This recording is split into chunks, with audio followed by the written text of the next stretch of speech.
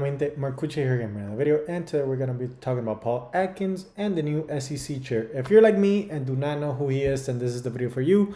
I just, he got sworn in yesterday, so I just wanted to make a video about him, his background story, who he is, what he's done, and yeah, why I think he's great for crypto. At least in the short term. I don't know, long term, but I think it's a step in the right direction. It is definitely a change from Gary Gensler. That Gary Gensler also, in my opinion, wasn't bad for crypto, like how people were saying. I think they're both different, and we're trying to do the best that they thought they could with the tools that they had and kind of like everything. But anyways, Paul Atkins is going to be the 34th SEC chair. He was sworn in yesterday, like I said. He was nominated by President Donald Trump and confirmed by the Senate. He was a SEC commissioner from 2002 to 2008. I was really young, so I really, I wasn't in tune with the world at that time. I was really little. So yeah, he also founded Patomak Global Partners in 2009 to help out with like digital innovation, right, and the digital asset sector. So yeah, they have like this nice little press release. I thought was cool. Started his career as a lawyer.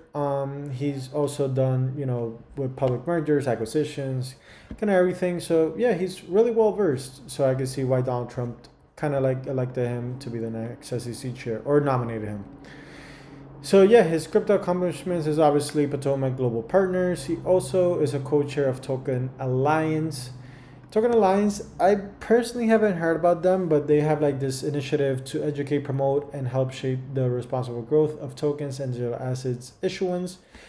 They have these list of initial partners with more than 70 organizations that personally I've never heard about before. Well, Microsoft I've heard about, but all the other ones haven't really, at least for me personally, hadn't really heard about them. But yeah, if they're doing that, kudos to them. He also has 6 million in crypto assets that we know of that he personally disclosed, which obviously there's conflict of interest. I don't know if he sold or not, but at least he's invested in the space, and obviously we love to hear that. So he has between 250K to 500K in Encourage Digital. He also has from 1 to 5 million in off the chain capital, and he also owns some call options on Securities. I don't know how long he's had this. I don't know if he sold off. Obviously people are gonna say, oh, conflict of interest, this is just gonna go up. So I'm just saying, at least he's invested in the space, and not, he knows his way around the space. And he's also an advocate for clarity. He criticized the SEC approach in FTX. He was also an advisor to FTX, right? He was an advisor to FTX. And whether you want to, whatever you may want to say about FTX, it was one of the biggest exchanges in the world, right? Obviously, I don't know if you knew that they were doing like some illegal activities, whatever might have happened there.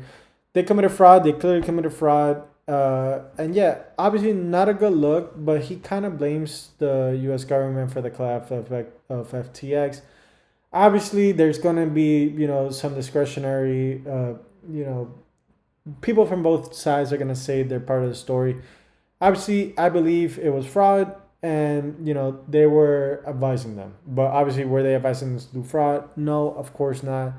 So yeah, I don't attribute their collapse to Paul Atkins. I will say though that it is positive that they were able to advise one of the biggest crypto exchanges in the world.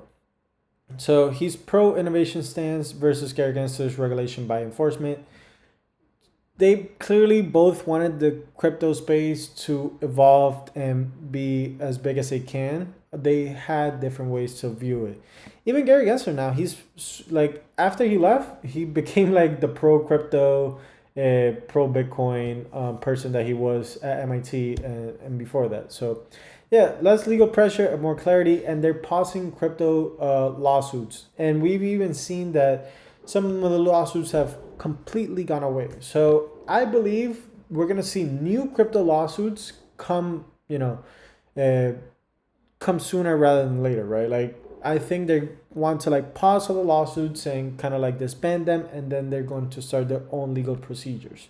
I think that's what's gonna happen. Is it gonna happen? I don't know, but yeah, it's not gonna be like this woo-ha, free for all. You could do whatever you want, wild wild west. Uh, Potentially, it could be that, but I don't think it's going to be that. Anyways, Patomak's impact on digital assets. So some of these clients were like crypto startups, exchanges, retailers, VC funds. So USDC, Circle being one of the biggest ones. Utility tokens and tokenized assets. They practice risk management, token issuance, AML, so anti-money laundering compliance, and he advised FTX, like I said. And we can see it here. So due diligence, cross-border growth, new products and financial technology, U.S.-China tensions, strategic communications and issue positioning. And yeah, obviously they've done a lot for the space, so I can see why he was selected. And his vision is obviously to protect investors and boost innovation. Clear rules for stablecoins, tokens, and exchanges, and more startups, investments, and ETFs approvals. So the SEC right now has, I think, currently 70 ETFs to approve. Some of that ETFs, I mean, see it as how you may want it. Hopefully they do get approved, but I'm not with all of them getting approved because yeah, some of them I just don't think they are worth having an ETF, at least for now. Anyways, I'm not gonna show the whole video, but here's him saying he wants to affirm regulatory foundation for digital assets. I'll obviously leave this in the description down below so you guys can see it.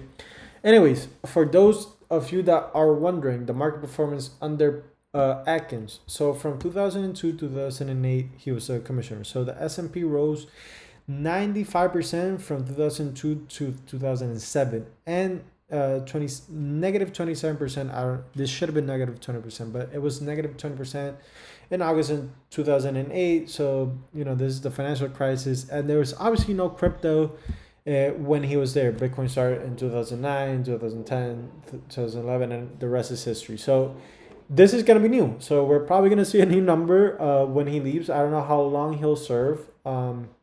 Probably until the next administration. So probably like 4, 5, 6 years, I think it is. So yeah, he's faced criticism before, right? The regulation was linked to the 2008 crisis, or some people attribute it to him. I wasn't born. I was born. I just wasn't aware of what was happening at the time. So from now until 5 years from now, because I want to still have the YouTube channel, from 5 years from now, we're gonna come back to this video and see how good it was. So yeah, what's next for crypto with Paul Atkins? So the new SEC rules for stablecoins and tokens should be signed into law sometime soon. We've already seen like their bulletins and kind of like what they think about it. But we'll see more regulation coming in late 2025 to early 2026, maybe mid 2026.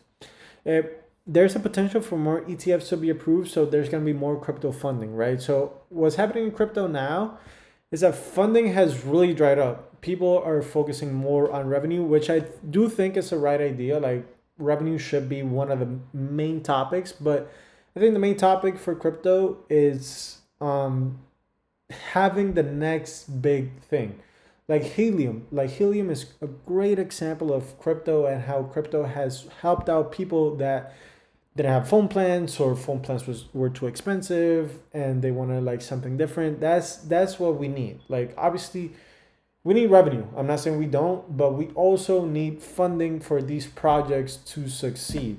And obviously good funding, right? Like not sketchy or investing in XYZ coin that may or may not know. So that's why we need these regulatory climate to kind of be a little bit different.